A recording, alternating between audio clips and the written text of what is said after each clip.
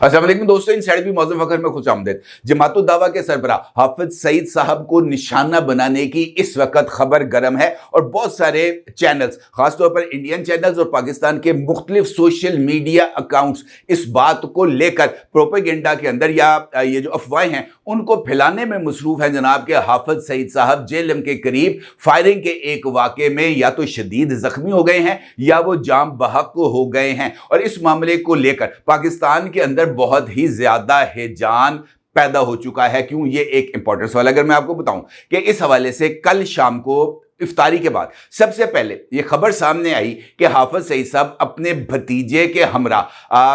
जेलम का इलाका है वहां पर गए हैं एक इफ्तारी के लिए, और जो वो जगह थी उसका नाम बताया जाता था गफ्फार पैलेस। वो शायद उनके किसी करीबी जानने वाले या दोस्त का होगा। वो गफ्फार पैलेस गए हैं और गफ्फार पैलेस जाकर जनाब उन्होंने इफ्तारी में शिरकत की है। और इस इफ्तारी से वापसी के बाद उनको जेलम की मेन शाहराह पर यानी जीटी रोड पर निशाना बनाया गया। और इस वाक़े में हाफिज सईद साहब के जो भतीजे हैं नदीम साहब वो जो है जाम बहक हो गए, जबकि हाफिज साहब के बारे में ये खबर गर्म की गई, ये अफवाह फैलाई गई कि जनाब हाफिज साहब इस वाक़े में शदीद जख्मी हो गए हैं। इस वाक़े को लेकर इंडियन मीडिया और ख़ासतौर पर सोशल मीडिया के ऊपर बहुत ही ज़्यादा खबरों को फैलाया गया और इंडियन मीडिया ने तो इसके ऊपर खुशी के शादियाने बजाय ये कहते हुए कि हमने अपने दुश्मन नंबर 1 से बदला ले लिया। और वो कार्रवाई जो हम आज से बहुत अरसा पहले जिसकी तगोदों में थे, जिसकी जुस्तजू में थे कि हाफिज सईद को निशाना बनाया जाए, आखिरकार हमने हाफिज सईद को निशाना बना दिया। बिल्कुल वैसे ही जैसे कनाडा के अंदर आज़ाद खालिस्तान तहरीक के जो सरकर्दा अफराद थे उनको चुन चुन कर निशाना बनाया गया, बिल्कुल वैसे ही पाकिस्तान के अंदर घुसकर पाकिस्तान की रियासत के सबसे वो जो एसेट समझे जाने वाली शख्सियत को जो है वो हमने कैफरे किरदार तक पहुंचा दिया। और इस मामले को लेकर बहुत सारी जो खबरें हैं वो फैलाई गई। हद तो ये है कि बहुत सारे ऐसे यूट्यूबर्स जो कि मुख्तलिफ बैरून मुल्क मौजूद हैं, बरतानिया में मौजूद हैं, अमेरिका में भी मौजूद हैं, उनकी तरफ से हाफिज सईद साहब पर होने वाले इस मुबैना हमले को लेकर वीलॉग्स भी किए गए और पाकिस्तान के अंदर भी सदीक जान जैसे कैरेक्टर्स ने वीलॉग भी किए और उन्होंने इस बात का जिक्र भी किया कि जनाब हाफिज सईद साहब को निशाना बनाया गया। अब असल सूरत हाल क्या है, ये एक मेरा ख्याल है कि इसको जानना सबसे ज्यादा अहमियत का हामिल है। यह खबर कल इफ्तारी के टाइम पर मौजूद थी, लेकिन इस खबर को लेकर किसी भी जगह पर कंफर्मेशन नहीं आ रही थी कि वाकईतन हाफिज सईद साहब यहां पर मौजूद थे या हाफिज सईद साहब यहां पर मौजूद नहीं थे। हाफिज सईद साहब के हवाले से ये बात मैं आपको बताऊं कि हाफिज सईद साहब को जो है ना पाकिस्तान के अंदर उनको चंद एक मुकदमात में सजा भी हुई है। गुजरांवाला की एक अदालत ने भी उनको 22 साल की सजा दी हुई है और ये जो टेरर फाइनेंसिंग का इल्ज़ाम उनके ऊपर आयद करके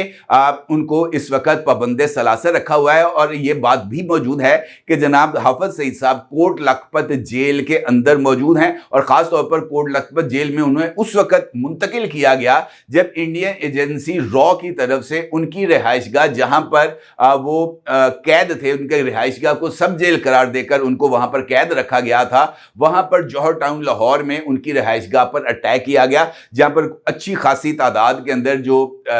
लोग हैं वो जाम बहक हुए थे। और इस वाक़े के बाद हाफिज सईद साहब की सिक्योरिटी के पेश नज़र उनको कोट लखपत जेल में मुंतकिल कर दिया गया था। ये बात दुरुस्त है कि जेलम के मेन शाहराह पर यानी जीटी रोड के ऊपर कल इफ्तारी के बाद फायरिंग का एक वाकया पेश आया और मेन रोड के ऊपर चूंकि ये फायरिंग का वाकया पेश आया तो ये लार्जली रिपोर्ट भी हुआ। और इस फायरिंग के हवाले से और वहाँ पर एम्बुलेंसेस की आमद के हवाले से मुख्तलिफ जो वीडियोज़ हैं वो सोशल मीडिया पर अवेलेबल भी हैं। अलबत्ता हाफिज सईद साहब जो है वो उस डबल कैबिन गाड़ी में मौजूद थे, ये बात 100% गलत है। हाँ, ये बात ज़रूर है कि वहाँ पर इस फायरिंग के वाक़े में एक शख्स मारा गया है और उसका नाम नदीम बताया जाता है और ये बताया जाता है कि जनाब वो हाफिज सईद साहब का भतीजा था और वो हाफिज साहब की जमाती सरगर्मियों के अंदर बहुत ही ज़्यादा सरगर्म भी थे और इंडियन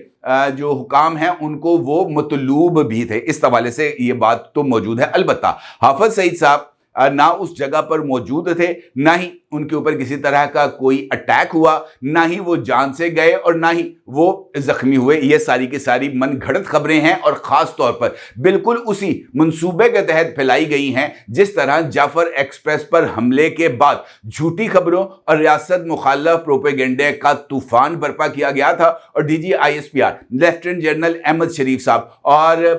बलूचिस्तान के वजीर आला जनाब सरफराज बुख्ती साहब ने जिस तरीके से मुश्तरका प्रेस कॉन्फ्रेंस में इस बात का इल्जाम आयद किया था कि जाफर एक्सप्रेस के साने के फौरी बाद इंडियन मीडिया के जरिए प्रोपेगेंडे का तूफान बर्पा किया गया था, बिल्कुल वैसे ही फायरिंग के इस वाक़े को हाफिज सईद साहब के साथ जोड़कर भी प्रोपेगेंडे का एक तूफान बर्पा किया गया था। और मकसद वही था कि पाकिस्तान के अंदर किसी ना किसी तरीके से अदम इस्तेहकाम की कैफियत को डेवलप किया जाए और अदम इस्तेहकाम की कैफियत इस मौके पर डेवलप करना वतन दुश्मन अनासर के लिए इस वजह से भी जरूरी है कि पाकिस्तान इस वक्त इकोनॉमिकली टेक ऑफ की पोजीशन पर है और IMF का वक्त जो अभी हाल ही में पाकिस्तान के दौरे पर आया था और यहाँ पर उन्होंने अपने जायजा मिशन के हवाले से जो रियासती हुकाम थे उनके साथ बातचीत की थी। उन्होंने इस सारे अमल पर ना सिर्फ